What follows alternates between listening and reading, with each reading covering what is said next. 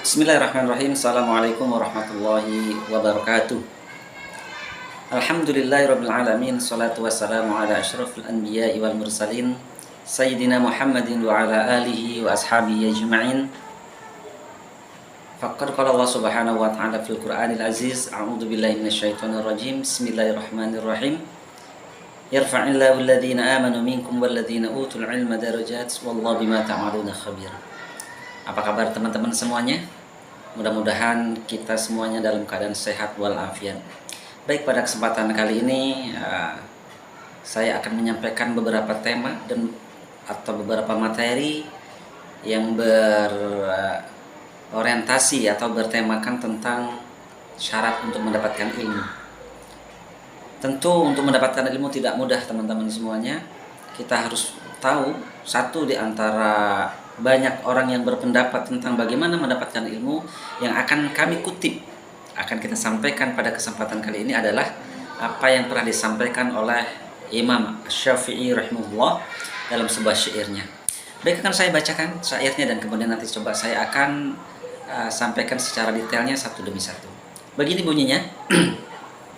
Akhi lan tanalal ilma illa bisittatin sa'unbika an tafsiliha bibayanin. Dzaka'un wa hirsun wa ijtihadun wa suhbatul ustad wa dirhamun wa tuluz zaman. Kami ulangi. Akhi lan tanalal ilma illa bisittatin sa'unbika an tafsiliha bibayanin.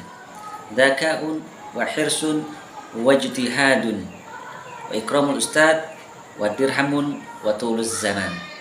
Nah, apa kata Imam Syafi'i ini yang artinya adalah, wahai saudaraku, dengan bahasa yang santunnya Imam Syafi'i menyerukan kepada semua orang, semua di antara kita yang ingin menuntut ilmu dengan bahasa saudara, wahai saudaraku,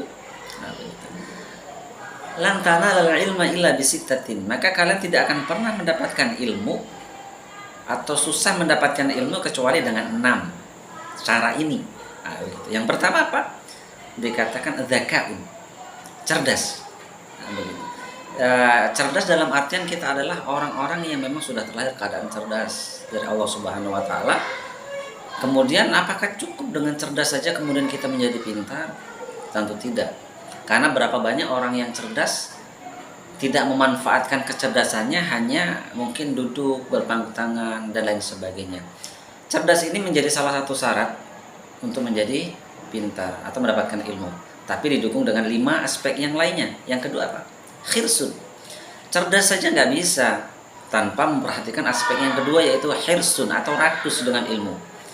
Nah, apa arti rakus di sini adalah dimana kita adalah sebagai pelajar atau orang yang belajar itu mengejar di mana sumber ilmu itu sendiri.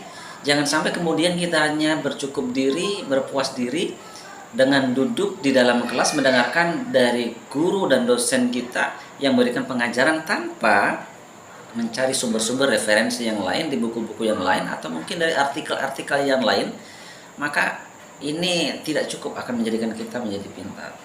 Artinya rakus di sini ketika kita butuh satu ilmu tertentu, maka kita harus datangin sumber ilmu tersebut. Kalau kita butuh orang-orang atau kita butuh ilmu tentang matematika misalkan, maka kita harus datangi guru atau dosen kita yang memang di bidangnya. Kalau kita butuh bacaan Quran kita bagus, maka kita harus datangi ustadz tertentu yang memang sesuai dengan kualifikasi keilmuannya. Itu yang kedua. Yang ketiga adalah ijtihadun, sungguh-sungguh. Jadi belajar nggak bisa setengah-setengah, tapi harus sungguh-sungguh. Bagaimanapun juga ada istilah lain yang menguatkan dari statement ini adalah manjadda wajada. Nah, itu mungkin kita semuanya sudah hafal bahwasannya barang siapa yang bersungguh-sungguh, yang serius, pasti dia akan mendapatkannya apa yang dia inginkan. Oleh karenanya, yang pertama tadi adalah cerdas, yang kedua adalah rakus akan ilmu, yang ketiga harus bersungguh-sungguh. Dan yang keempat, ini penting juga, yaitu ikramul ustad atau suhbatul ustad.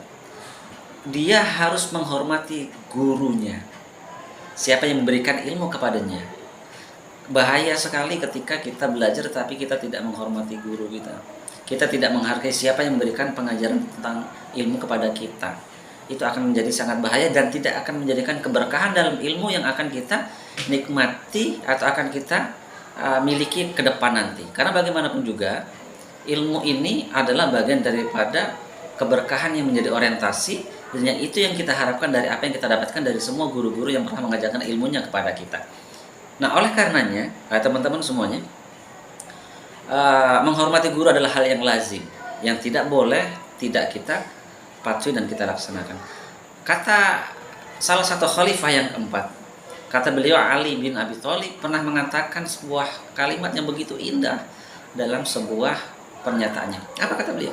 Kata beliau gini, man 'allamani harfan fasahirtu lahu 'abdan. Yang barang siapa mengajarkan aku satu ilmu saja, maka aku akan menjadi budak baginya. Artinya dia akan menuruti apa yang menjadi perintah gurunya. Tapi ingat, perintah yang seperti apa? Tentu perintah-perintah yang tidak bermaksiat atau melanggar aturan-aturan syariat Allah Subhanahu wa taala. Ini jelas. Maksud dari konteks ini adalah konteks perintah yang diperintahkan oleh seorang guru tanpa harus memaksiati atau hukum-hukum syariat yang sudah ditentukan oleh Allah Subhanahu wa taala. Itu yang keempat. Adapun yang kelima, teman-teman semuanya, di sana ada dirhamun. Sesiapapun di antara kita yang ingin memperjuangkan, ingin mendapatkan sebuah ilmu atau banyak ilmu, maka aspek ini tidak bisa kita kesampingkan, yaitu aspek finansial ataupun dana ataupun modal. Baju yang kita pakai, kemudian pulpen yang kita pakai untuk menulis, kemudian juga ada buku yang lembaran yang kita isi dengan materi-materi yang kita dapatkan, sepatu yang kita pakai, kemudian mungkin SPP, biaya kuliah dan sebagainya. Itu adalah bagian daripada modal atau dana yang harus kita siapkan untuk mendapatkan ilmu. Begitu. Karena bagaimanapun juga, meskipun terjemahan daripada modal ini ada dua. Dirhamun itu modal secara finansial real, kemudian modal keyakinan dan tekad yang bulat pada diri kita. Karena dua ini adalah modal yang paling penting. Karena terkadang ada orang yang punya modal finansial tetapi tidak ada modal keinginan, maka tidak akan terwujud juga. Yang kedua masih mending kalau kita punya modal keinginan tidak disupport 100% dengan modal finansial. Itu masih bisa titik ketemunya. Karena proses pembelajaran itu terkadang bisa mengandalkan modal kemampuan otak kita.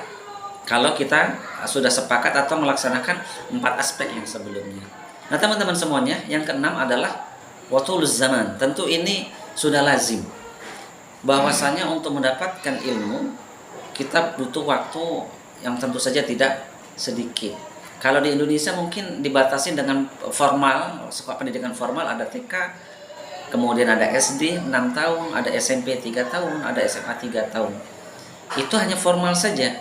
Tetapi untuk mendapatkan ilmu sesuai dengan spek yang kita inginkan tidak cukup itu. Apalagi dengan batasan-batasan waktu yang dari jam 7 sampai jam 12 siang, jam 7 sampai jam 2 siang. Maka iya mungkin kalaupun kita mendapatkan ilmu ya hanya itu saja. Apalagi tanpa kita tambahkan waktu pengayaan keilmuan, membaca, tanya di luar forum sekolah atau di luar forum kuliah, maka seakan-akan ilmu kita stuck saja di situ. Teman-teman semuanya, ini di antara 6 poin penting yang sebagai nasihat untuk kita, untuk saya secara pribadi dan untuk kita semuanya pembelajar yang sedang belajar. Maka 6 aspek ini mari kita sama-sama kaji dan mari sama-sama kita perhatikan agar kiranya apa yang menjadi tujuan kita akan terwujud. Terima kasih. Assalamualaikum warahmatullahi wabarakatuh.